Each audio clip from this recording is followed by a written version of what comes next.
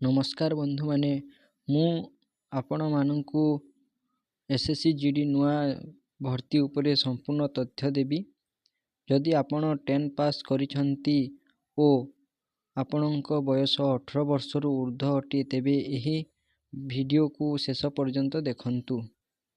SSC GD एठारे central arm police force भितरे नियुक्ति मिले जेमिति कि BSF, CRPF, CISF, ITBP, SSB, Assam rifle तरी भर्ती हो पारिबी।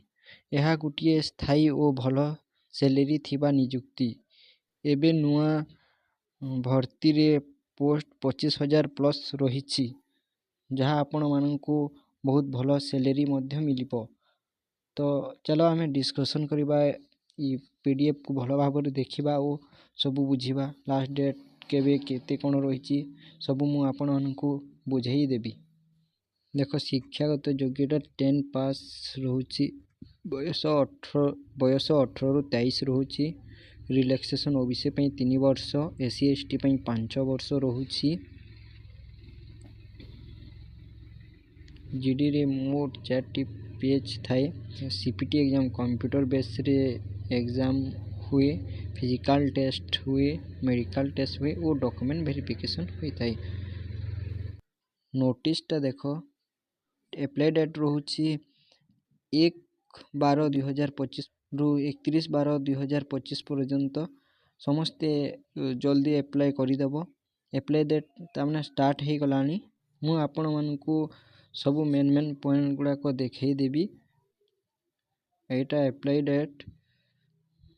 तो चलो आमे तलकु जाई कि सब चेक कर नबा। मु इम्पोर्टेंट टॉपिक गुड़ा को खाली देखई दउची। एटा हमर जते सारा पोस्ट रही सब एठारे अछि।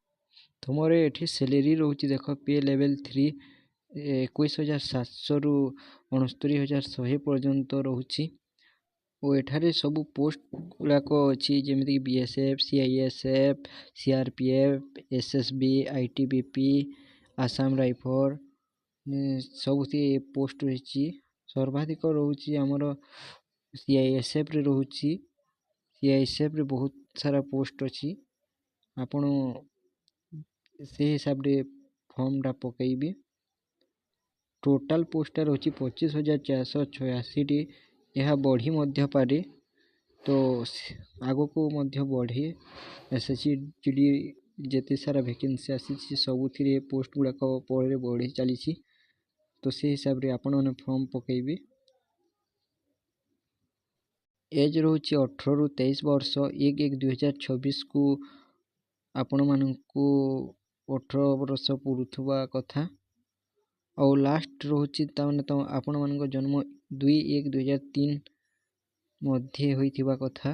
4 रहले हेबनी से हिसाब रे देखि नेबे। एज रिलैक्सेशन रहउची एससी एसटी पे 5 वर्ष, ओबीसी पई 3 वर्ष और एक्स सर्विस पई 2 वर्ष रहउची। एप्लीकेशन फी रहउची ओबीसी बा जनरल प्लान को पई 100 टंका और एससी एसटी समस्त पई फ्री रहउची। आउ कोन कोन अछि चलो आमे देखिबा। एग्जाम सेंटर गुड़ा को रहउची हम ओडिसा रे देखो भुवनेश्वर, कटक, राउरकेला, संबलपुर रहउची। देखो एग्जाम कंप्यूटर बेस रे हेबो। एग्जाम को टॉपिक रु केते मार आसुची देखिनियो। रीजनिंग रु आसुची 20 नंबर 40 मार। जीके रु आसुची 20 नंबर 40 मार। मैथ रु आसुची 20 नंबर 40 मार। इंग्लिश और हिंदी रे आसुची 20 नंबर 40 मार। तो को सब्जेक्ट रु केते केते मार आसुची आपण माने क्लियर हे गली। तो आमे नेक्स्ट कोन अछि ताहा देखिबा। फिजिकल एफिशिएंसी टेस्ट रहउची 5 किलोमीटर 24 मिनिट रे रहउची मेल मानक पई। फीमेल मानक पई 1600 मीटर 8 मिनिट रे रहउची। हाइट हमरो मेल मानक रहउची 170 सीएम और फीमेल मानक 157 सीएम रहउची। चेस्ट आमर 80 रोचे आउ चेस्ट 80 रोचे आउ 5 सेंटीमीटर फुलेवा को पड़े 80 रु 85। वेटटा आमर हाइट और एज को नहीं कि करा मेडिकल रे देखिकी से वेटटा को से माने कहबे 55 तो रही 55टा नियंती। ये सब मेन टॉपिक थिला मु सब बुझेई देली। ये सब आपण मानक इम्पोर्टेंट थिला। लास्ट डेटटा सब डेट गुड़ाक मन रखिदेवी 31 डिसेम्बर रोची लास्ट डेटटा। आपण मानक पई इम्पोर्टेंट पॉइंट गुड़ाक रोची फिजिकल अच्छी तो फिजिकल पे भल से प्रैक्टिस करंतु रनिंग करंतु भल सकालू डेली रनिंग जाइए रनिंग करंतु। तो आज एतिकी थिला वीडियोटा बंधु माने यह थिला एसएससी जीडी रो संपूर्ण सूचना।